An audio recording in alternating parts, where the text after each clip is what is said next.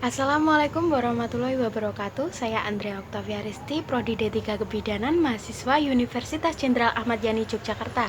Di sini saya akan menjelaskan tentang anatomi dan fisiologi sistem panca indera. Sistem panca indera adalah organ akhir yang dikhususkan untuk menerima jenis rangsangan tertentu. Panca indera sendiri itu ada pengecap, pembau, pendengar, dan juga penglihatan. Nah, yang pertama saya akan menjelaskan tentang anatomi dan fisiologi sistem pendengaran. Sistem pendengaran ini yaitu telinga. Telinga sendiri terbagi menjadi 3 bagian. Yang pertama ada bagian luar, bagian tengah, dan juga bagian dalam. Yang pertama saya akan menjelaskan tentang bagian luar terlebih dahulu. Nah, telinga bagian luar terdiri dari daun telinga atau helik, yang kedua ada gendang telinga atau slen, dan juga membran timpani. Nah, yang pertama kita akan membahas tentang daun telinga terlebih dahulu. Yang pertama, daun telinga. Fungsi daun telinga untuk memusatkan gelombang suara yang masuk ke bagian saluran telinga. Yang kedua ada saluran pendengaran. Saluran pendengaran atau gendang telinga ini untuk mendeteksi getaran gelombang suara yang masuk, kemudian mengubah getaran tersebut menjadi impuls saraf untuk diantarkan ke otak sebagai suara. Selain itu, gendang telinga juga berperan sebagai pelindung telinga bagian tengah dari bakteri. Nah, yang ketiga ada membran timpani. Membran timpani ini merupakan lapisan tipis jaringan di telinga manusia yang menerima getaran suara dari udara luar dan mentransmisikannya ke oskles pendengaran yang merupakan tulang kecil di rongga timpani atau telinga tengah. Nah, selanjutnya ada telinga bagian dalam. Yang pertama ada tuba eustachius atau saluran eustachius. Di sini tempatnya. Nah, dan yang kedua ada 3 tulang pendengaran. Yang pertama ada malleus, incus, dan tapes. Di sini terletak tulang pendengaran. Nah, yang pertama ada saluran eustachius atau yang biasa disebut dengan tuba eustachius. Fungsi saluran eustachius adalah untuk menyamakan tekanan di dalam dan di luar telinga, serta mengeluarkan cairan dari telinga bagian tengah yang terletak di belakang gendang telinga. Selanjutnya ada 3 tulang pendengaran. Di sini terletak tulang pendengaran. Yang pertama ada tulang malleus. Nah, tulang ini terlekat pada bagian permukaan dalam gendang telinga dan ujung lainnya pada tulang landasan. Kata malleus dari bahasa Latin yang berarti martil. Tulang ini berfungsi menghantarkan getaran suara dari gendang telinga ke tulang landasan. Ada tulang incus atau tulang landasan. Tulang pendengaran incus terletak di dekat tulang malleus atau tulang martil. Incus atau disebut juga tulang landasan dengan ukuran kecil dan berbentuk seperti sebuah landasan pesawat. Ini berfungsi untuk memberikan respons tulang malleus. Nah, yang ketiga yaitu tapes atau tulang ini merupakan tulang pendengaran terakhir pada telinga tengah. Tulang sangwardi adalah tulang terkecil dan teringan pada tubuh manusia. Tulang sangwardi menerima getaran suara dari tulang landasan dan diantar ke membran di telinga dalam melalui tingkap oval. Selanjutnya telinga bagian dalam. Yang pertama ada kanalis semicircularis. Nah, kanalis semicircularis ini pada telinga dalam terdapat bagian berbentuk semilingkaran berisi cairan endolimfa dan sensor gerakan yang menyerupai rambut-rambut halus. Bagian ini dikenal sebagai kanalis semicircularis. Ketiga organ inilah yang sama-sama berperan dalam menjaga keseimbangan tubuh. Jadi terdapat 3 organ. Yang kedua ada vestibulus. Di sini letaknya. Ada vestibulus. Nah, sistem vestibular telinga dalam bertanggung jawab atas sensasi keseimbangan dan gerak. Ia menggunakan jenis cairan dan sel pendeteksi yang sama atau sel rambut seperti yang digunakan koklea dan mengirimkan informasi ke otak tentang sikap, rotasi, dan gerakan linear kepala. Selanjutnya ada tingkap oval. Di sini letaknya. Nah, tingkap oval ini atau fenestra ovalis atau fenestra vestibuli adalah bukaan berselaput yang menghubungkan telinga tengah dengan telinga dalam. Getaran suara akan diantar dari gendang telinga, tulang pendengaran, yaitu martil, landasan, dan sangwardi, dan kemudian ke selaput di tingkat oval untuk dilanjutkan ke telinga dalam. Nah, selanjutnya ada membran Reissner atau membran vestibularis. Membran vestibularis adalah sebuah selaput di dalam koklea pada telinga dalam. Ada sel rambut. Sel rambut adalah sel yang ada di dalam telinga yang berfungsi sebagai penerus gelombang suara dari telinga pada sel-sel saraf pendengaran. Juga berfungsi sebagai landasan atau dasar dari koklea dan tulang-tulang pendengaran di dalam telinga. Fisiologi pendengaran. Proses pendengar diawali dengan ditangkapnya energi bunyi oleh telinga luar, lalu menggetarkan membran timpani dan diteruskan ke telinga tengah melalui rangkaian tulang pendengaran yang akan mengamplifikasi getaran tersebut. Nah, selanjutnya ada organ penciuman, yaitu hidung. Nah, hidung ini sendiri guna untuk pengatur udara pernafasan dan penciuman. Nah, yang pertama ada concha nasalis.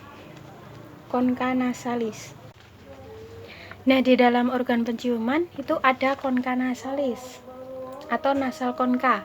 Nah, concha nasalis adalah suatu struktur normal di dalam rongga hidung manusia yang terbentuk dari tulang pendek dan panjang yang menonjol ke dalam rongga hidung dan dilapisi oleh mukosa atau lapisan kulit di bagian dalam hidung. Nah, terdapat 3 concha nasalis di hidung manusia. Yang pertama ada concha superior, concha inferior, dan medial.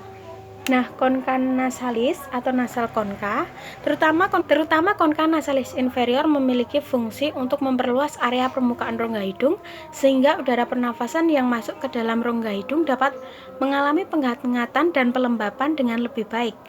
Concha nasalis juga mengarahkan udara pernafasan yang masuk agar melewati rambut halus di hidung untuk mengalami penyaringan dari debu dan kotoran yang masuk bersama udara. Concha nasalis superior dan medial terutama berfungsi melindungi struktur lain yang lebih rentan seperti jalan masuk ke sinus serta ujung saraf penciuman. Nah, fisiologi penciuman itu proses penciuman terjadi ketika bau yang masuk ke dalam hidung diterima oleh sel-sel saraf pembau. Sel-sel saraf pembau ini kemudian mengirim sinyal tersebut ke otak untuk diolah dan dikirimkan kembali sehingga bau teridentifikasi. Selanjutnya ada indera pengecap atau lidah. Nah, lidah adalah organ yang sebagian besarnya terdiri dari otot dan dilapisi oleh jaringan lembab berwarna merah muda yang disebut dengan mukosa. Di permukaan lidah terdapat struktur yang berbentuk seperti rambut-rambut halus yang bernama papila. Papila inilah yang membuat lidah terasa sedikit kasar saat disentuh. Nah, berikut papila-papila yang ada di lidah. Yang pertama ada papila filiformis, terletak di sini. Nah, papila filiformis adalah jenis papila dengan bentuk seperti benang atau fili yang berarti benang. Letak papila ini menyebar di seluruh permukaan lidah secara merata. Fungsi papila filiformis adalah untuk menerima rangsangan, sentuhan, dan pengecapan. Nah, yang kedua ada papila circumvallata, terletak di sini, seperti ini. Nah, papila circumvallata adalah jenis papila berbentuk bulat dan tersusun seperti huruf V di belakang lidah. Umumnya jumlah papila circumvallata pada lidah manusia sekitar 8-14 buah. Nah, yang ketiga ada papila fungiformis, terletak di sini. Nah, papila fungiformis adalah jenis papila yang berbentuk seperti jamur atau fungi, itu yang berarti jamur. Papila fungiformis tersebar pada bagian sisi lidah dan permukaan ujung lidah. Selanjutnya ada papila foliata. Papila foliata adalah jenis papila yang jumlahnya sangat sedikit, bahkan ada yang mengatakan manusia tidak mempunyai jenis papila ini. Bentuk papila ini seperti tonjolan daun pada lidah.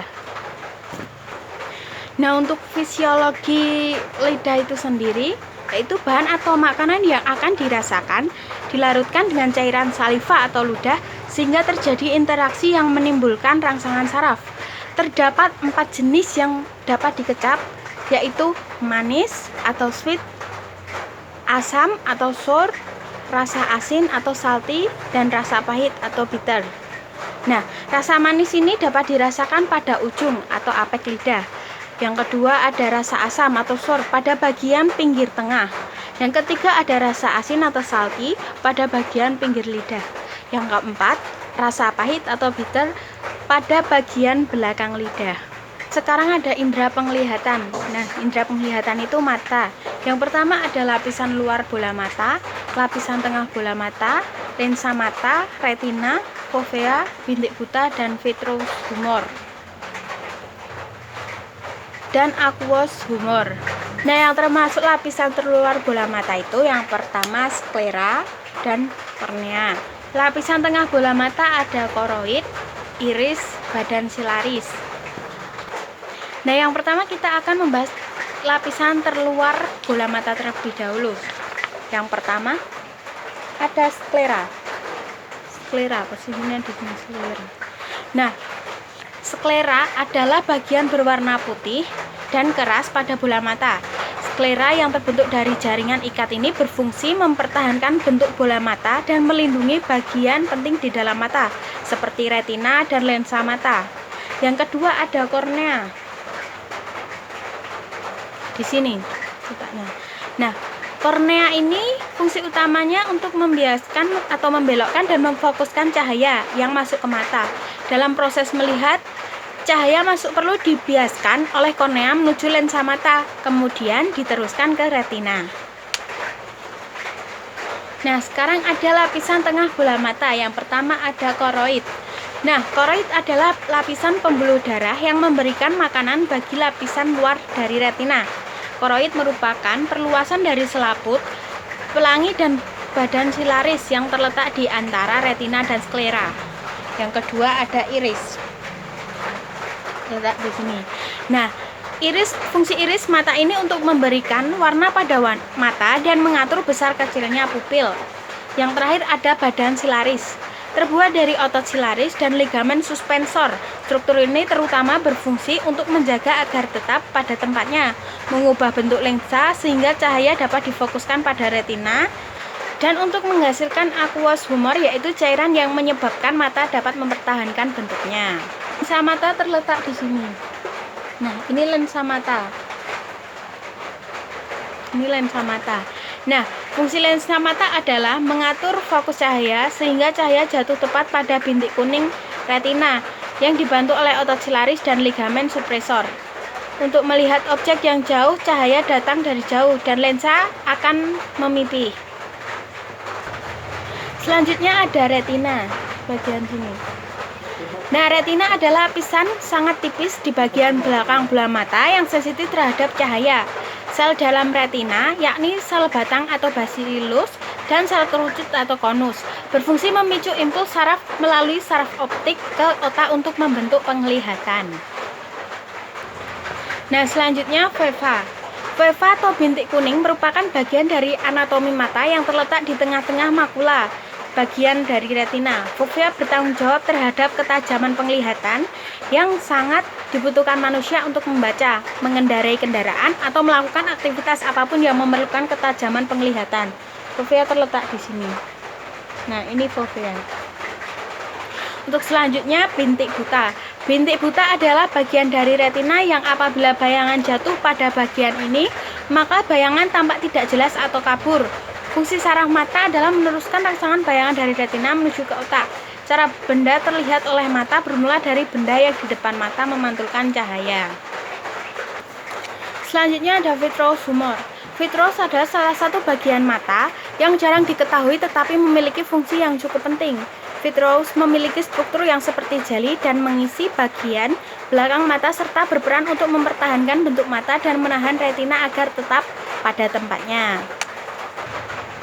Nah, dan yang terakhir ada aqueous humor. Terletak di sini.